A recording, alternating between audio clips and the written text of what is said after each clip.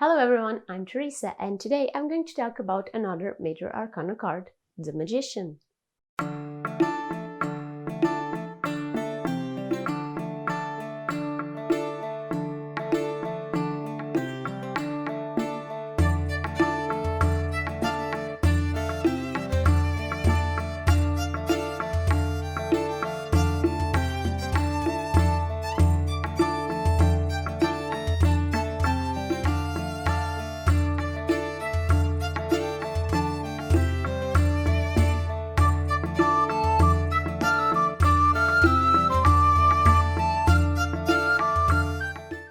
Welcome back to another tarot video. Today's video will be about the card of the Major Arcana numbered 1, the Magician.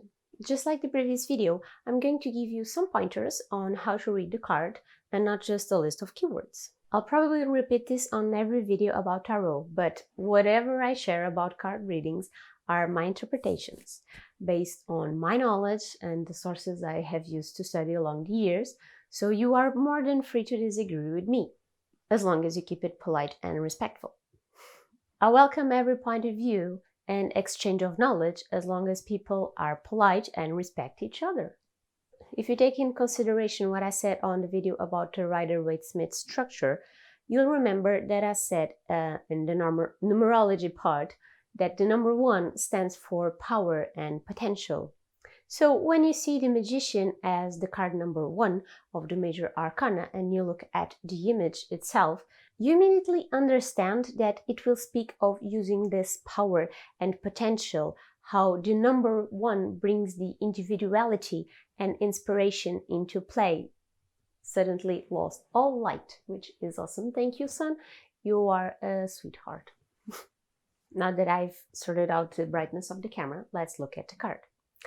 When observing the card, we can see a man wearing a white robe with a red cloak or a sash, whatever you want to call it. His belt displays a snake biting into its own tail. He is pointing upwards into heaven while holding a baton, and his other hand is pointing to the earth below him. On the table we can see the 4 elements of these suits: a cup, a sword, a wand, and a pentacle. There are flowers framing the picture above and below him. He also has the infinity symbol above his head, and the dominant color of this card, the card background, is yellow. So we have closely observed these details, but what do they mean? Let's discover one by one. His robe is white, and white usually stands for purity and our unconscious side, while the cloak is red, which represents power and passion, meaning he is dressed in purity and power. The snake biting its own tail can be seen as the famous Ouroboros, which is an alchemy symbol that represents eternity. It's the magician's association with universal unconscious, infinity, and endless return. The position of his hands is a representation of the as above, so below philosophy, which, keeping it short, means that every degree of existence and consciousness is connected. He can also be seen as a lightning rod, channeling higher powers with the hand he's holding up high while discharging it safely into the earth with the hand pointing down. The 4 suit elements on the table is a suggestion that the magician is working with what already exists instead of creating something new out of nothing. The flowers help frame this card with the elements of earth, helping us see that external forces are in motion with the magician, or in a reading with the seeker or current. We can also relate the red roses with the symbolism of the Rosicrucian, bringing secrecy with occult forces to work over the material and sensory world. The flowers are also a reminder that in order to get some value out of our powers, we need grounding to the physical world. The infinity symbol above his head represents spiritual enlightenment. This symbol is called a lemniscat. I hope that's how it is pronounced because I only know how to write it. It's part of Hebraic geometry, which means it's a symbol that comes from the world of mathematics. And it is from this world that the symbol gets its infinity meaning. In mysticism, however, the symbol can be seen, for example, as an adaptation of the Ouroboros symbol that we just talked about with the magician's belt.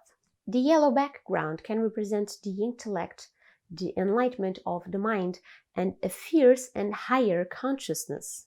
So after all of this, we can understand that the magician is a card of power of the mind, of construction and creation.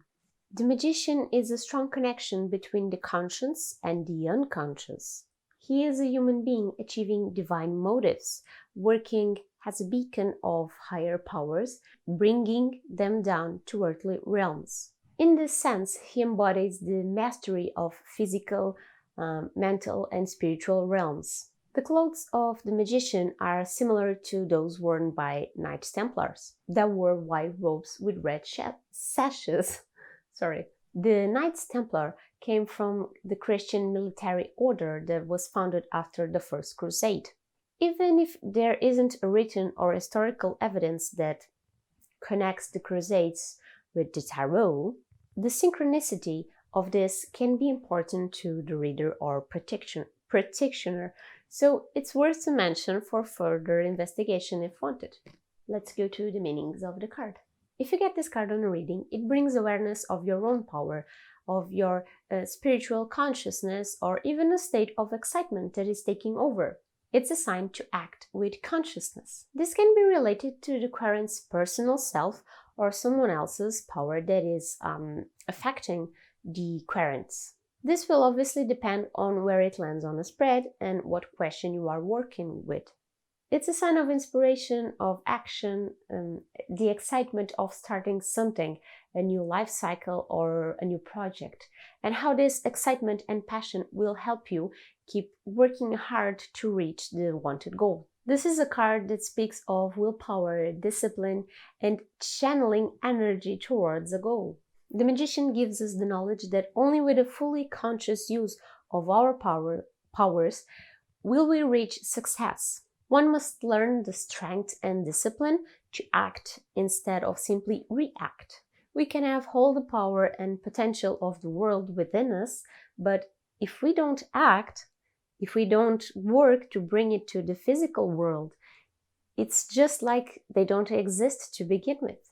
Moving on to the reverse meaning, like I previously said, not everyone reads with reversals, so feel free not to, but keep in mind there is a whole world of meanings when reversals are part of a reading, helping making it a much richer reading. I'm repeating myself, but I feel it's important. Reversals are a sign that the card's meaning is turned upside down or with a weak energy, meaning it won't have much influence, or even that the card's energy is being blocked. Whatever method you choose to read the reversal, it's up to you and the method you find works best to you. In reverse, the magician is an omen that the person you're doing the reading for is using its powers with a negative energy or even in a destructive way, even if not purposely, or that the person's energy is somewhat blocked or cut short, which is leading to a sense of disorientation, not knowing his own purpose or path to follow. This lack of guidance can bring apathy associated with depression. When we lack a life purpose, we often lack passion and driving force, which can slowly pull us into a state of sadness and depression. This will often mean that the querent has the power, but they aren't using it. They can't get access to it. Observe how the magician's hands shift when you turn the card. This is a symbolic right hand path and left hand path. It might sound confusing, but let's see if I can explain it. When the card is upright, his left hand is pointing towards the right, while the other hand is pointing towards the sky, channeling the divine powers. But when you spin the card, he ends up pointing towards the left side, while his other hand holds the baton closer to the earth, or the material world. While the right-hand path or upright position is about acting for a greater good, about using powers of creation by building, by expanding. When the magician is reversed, he's following the left-hand path. This represents the individual quest of self-fulfillment, of personal honor. So this card in the reversed position speaks about channeling a destructive power, but this doesn't mean it is an evil power. From destruction comes renewal, rebirth, transformation, and even progress. Sometimes we need to destroy things that keep us from growing in order to evolve. Preconceived notions, taboos, a bit of a personal anarchism where we break up what is constraining us and reach our own power to grow. This is all for today's video because I don't want to make it too long and end up being boring. But I do hope this was a helpful video nonetheless. Before you leave, remember to leave me a thumbs up so I know you enjoyed this bit of information about the magician. Feel free to leave a comment sharing your thoughts about this card. And remember to subscribe to the channel so you are updated when new videos are up. If you like this video and want to support me, you can do it by offering me a coffee on Ko-Fi. I have the link on the description box. Every donation helps tremendously to keep this channel up, especially during this pandemic where I'm basically not able to work. I'll see you on the next video for another card. Bye!